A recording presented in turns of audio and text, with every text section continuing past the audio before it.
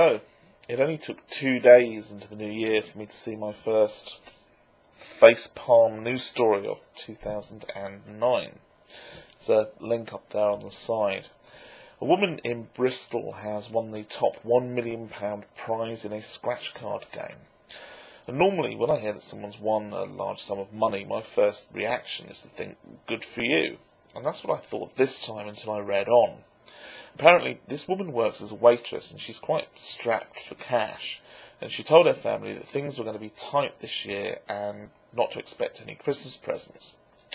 So, what does this woman, who doesn't have enough money to buy her family anything for Christmas, do? She spends her last £5 on scratch cards. Now, I find that incredibly depressing.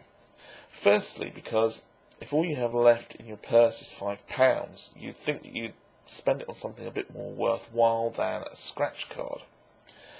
It seems a common theme that people who plead poverty here in the UK and can't pay their electricity or gas bills seem quite able to find cash for scratch cards and the like.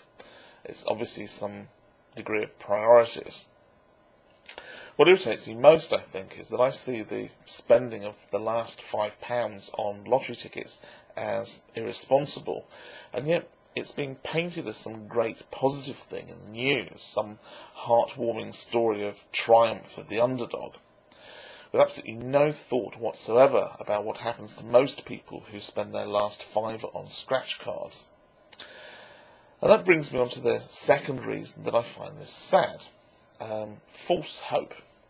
Because not only is it depressing that someone spends their last £1 on gambling, which strikes me as being a quite desperate act in itself, but I expect that others will now be encouraged that Lady Luck is smiling on them too, egged on by the lottery companies who are doubtless rubbing their hands together with glee at the news, since people have been tightening their belts against the forthcoming economic lean period.